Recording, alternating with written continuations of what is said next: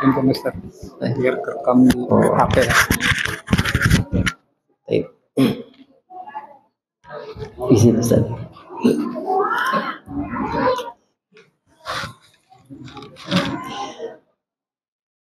Bismillahirrahmanirrahim.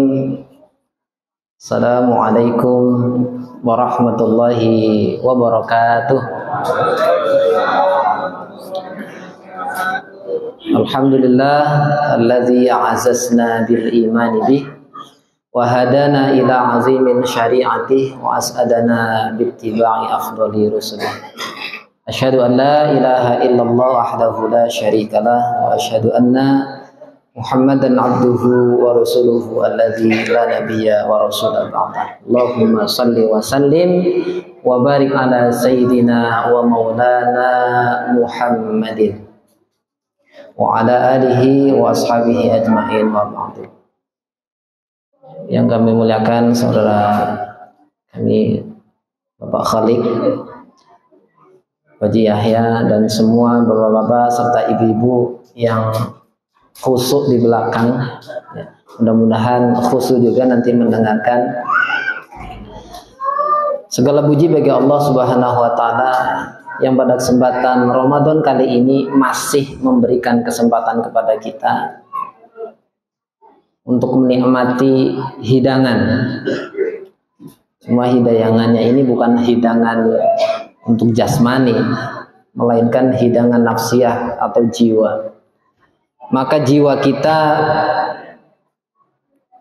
ketika dalam kondisi sehat, maka hidangan sholat tarawih, qiyamul lail, tahajud, baca Al-Quran itu nikmat Pak Bu. Tapi manakala nafsiyah kita atau jiwa kita sedang dalam kondisi marid, dalam kondisi sakit, gak nikmat Pak Bu. Artinya sebenarnya kita bisa introspeksi diri semua saat ini. Jikalau program-program Ramadan yang telah Allah adakan selama bulan suci Ramadan kemudian kita tidak menikmati, itu indikasi Pak Bu, kalau jiwa kita sedang dalam kondisi yang tidak baik-baik saja.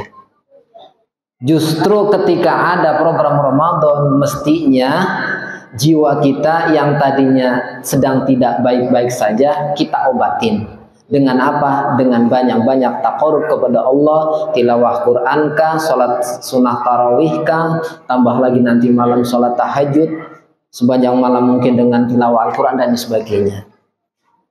Bapak dan Ibu sekalian dirahmati Allah Subhanahu wa taala, tidak banyak yang ingin kami sampaikan. Saya mengambil satu ayat di dalam Quran surah Al-Kahfi yang biasa kita baca setiap malam Jumu'ah. Itu ada di ayat 29. Di sana Allah Subhanahu wa taala katakan, A'udzubillahi minasyaitonir rajim. Bismillahirrahmanirrahim.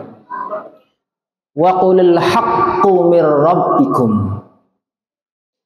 Dan katakanlah wahai Muhammad bahwa al-haq itu, kebenaran itu, mir rabbikum, datangnya sumbernya dari Rabbmu, dari Rabb kalian, dari Allah Subhanahu wa taala.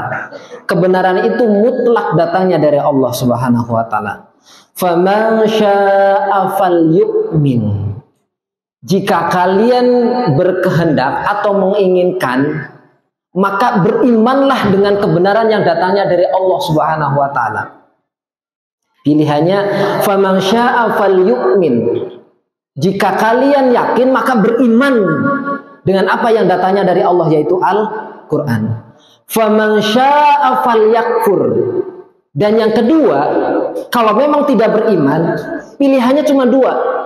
Faman syaa'a falyu'min wa man syaa'a falyakfur. Kalau nggak beriman udah kafir aja sekalian. Gitu ya. Yang repot memang kalau yang tengah-tengah, ngaku beriman, maksiat iya, ya, korupsi jalan terus, repot. Padahal Allah kasih dua tuh. Faman syaa'a falyu'min wa man syaa'a falyakfur. Kalau nggak iman kafir. Nah kita milih tengah-tengah mungkin. Hadirin yang dirahmati Allah Subhanahu wa taala. Nabi kita Muhammad sallallahu alaihi wasallam sabdakan, "Ad-dunya sijnul mu'min wa jannatul kafir." Dunia ini, kata Muhammad sallallahu alaihi wasallam, kata Nabi kita Muhammad sallallahu alaihi wasallam, "Ad-dunya sijnul mu'min." Dunia ini adalah sijnun. Apa sijnun? Itu yang ada di Cipinang, itu sijnun namanya. Ya. Penjara. Dunia ini adalah penjara, kata Rasulullah SAW. Gak ada kebebasan sama sekali. Maka ketika kita bersyahadat asyhadu an la ilaha illallah wa asyhadu anna Muhammadar Rasulullah, sama sekali kita sudah tidak bebas. Kalau pengen bebas jadi kafir. Nah, hitam putih nih, man. Memang materinya agak berat. Kalau memang kita beriman, lakukan, berusaha semaksimal mungkin perintah-perintah yang Allah tetapkan di dalam Al-Quran, perintah-perintah Nabi kita Muhammad SAW di dalam hadis-hadisnya. Faman syaa falyu'min wa man syaa falyakfur. Ad-dunya sijnul mu'min wa jannatul kafir. Dunia ini sebagai penjara bagi kita orang-orang yang beriman. Kenapa? Enggak bebas mau melakukan ini. Ada larangannya enggak ya? Ada perintahnya enggak ya? Yang begini Allah larang nggak? Yang begini Allah perintahkan tidak? Kenapa? Karena kita sudah memilih beriman kepada Allah Subhanahu wa taala, makanya kita harus ngikutin apa-apa yang sudah ditetapkan oleh Allah Subhanahu wa taala. Kita nggak boleh tawar-menawar. Kan kita, Pak, Bu, 1400 tahun yang lalu Allah tetapkan babi itu haram. Betul ya, Pak, Bu? Ya. Babi haram. Apapun itu yang dilarang oleh Allah Subhanahu wa taala itu haram dilaksanakan. Makan babi haram, Pak. Korupsi juga haram. Pacaran berzina juga haram. Tapi anehnya kehidupan saat ini seolah-olah makan babi itu dosanya besar sekali, tapi korupsi seolah-olah nanti bisa bertobat kepada Allah. Pacaran nanti kita bisa bertobat kepada Allah. Kita membeda-bedakan, kita pilih-pilih terhadap larangan-larangan Allah Subhanahu wa taala. Nah, itu salah satu bentuk bisikan atau godaan dari syaitan laknatullah alaihi. Dan kita ngikut saja. Padahal jika kita memang mengaku beriman kepada Allah Subhanahu wa taala, larangan apapun itu datangnya dari Allah. Kalau itu betul larangan, pasti ada hal mudaratnya. Ya, Bapak Ibu sekalian dirahmati Allah Subhanahu wa taala, terkhusus untuk yang muda-muda, juga mungkin ini bermanfaat untuk yang tua-tua ya, kayak saya. Bapak dan Ibu sekalian dirahmati Allah, di depan ada tukang sate. Ya, sate dibakar di bara api, ya. Apa yang kita lihat? Enak kayaknya ya, harum aromanya. Pernah nggak kepikiran kalau sate yang dibakar itu kita, yang ngebakar itu malaikat, dikipas-kipas di bara api. Dan itu balasan dari Allah Subhanahu wa taala, inna a'tadna lidz-dzalimina nara ahata bihim suradiquha wa iyastaghizu yughasu bima'in kalmuhl yashfil wujuh. Kami sediakan bagi orang-orang yang zalim itu neraka, Pak, Bu. Allah. Bahkan ketika ada di dalam neraka, wa iyastaghizu, ketika mereka meminta minum kepada Allah, wa iyastaghizu yughasu bima'in kalmuhl, kemudian orang yang minta minum ini di dalam neraka diberikan minum kalmuhl, dari cairan tembaga, kemudian diminum, dipaksa minum oleh malaikat. Kebayang nggak seperti apa? Hadirin yang dirahmati Allah Subhanahu wa taala. Allah sudah menetapkan suatu ketetapan. Nabi kita Muhammad SAW sudah menetapkan suatu ketetapan. Maka tidak boleh pilih-pilih kita. Terkhusus menghadapi saat ini dunia yang penuh dengan fitnah. Ada hadis Nabi kita Muhammad sallallahu alaihi wasallam. Qala Rasulullah sallallahu alaihi wasallam, la an yut'ana fi ra'si ahadikum bimakhitin min hadid khairun lahu min an yamassa imra'atan la tahillu lahu. Kata Nabi kita Muhammad sallallahu alaihi wasallam, la an yud'ana fi ra'si ahadikum, jikalau ditusuk, ya, la an yud'ana itu ditusuk, kalau yud'ana itu ditusuk sampai tembus, Pak. Ra'si ahadikum, jadi seandainya kepala kalian ditusuk dari ujung sini sampai tembus, Pak, ke bawah,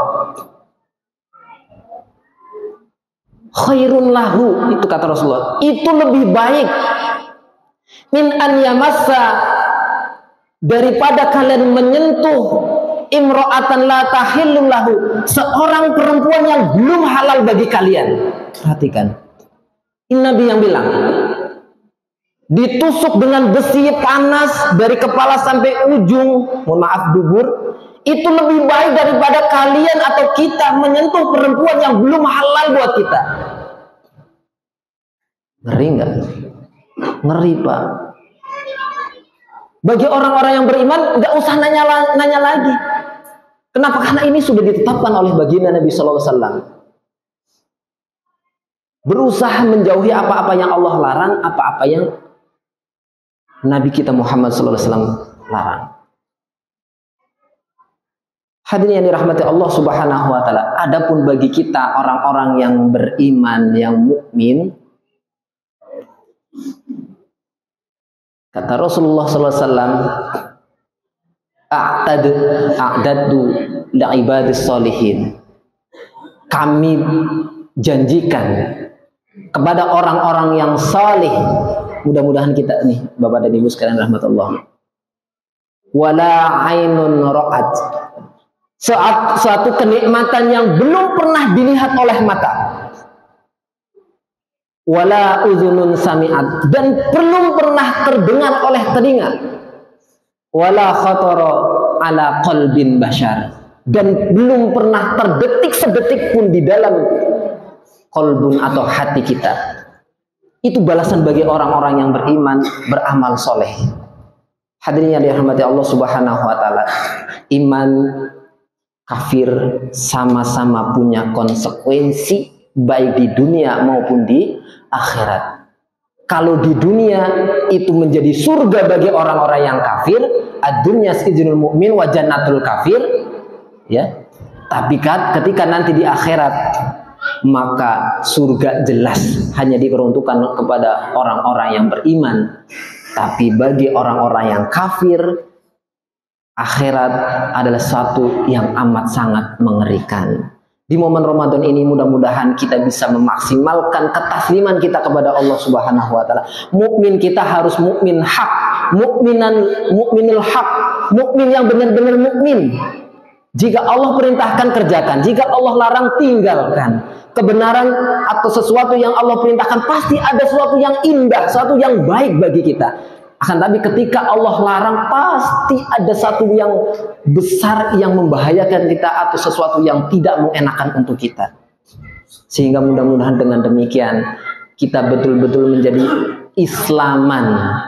Asal katanya itu aslama. Orang yang sudah nyerah, terserah mau diapain.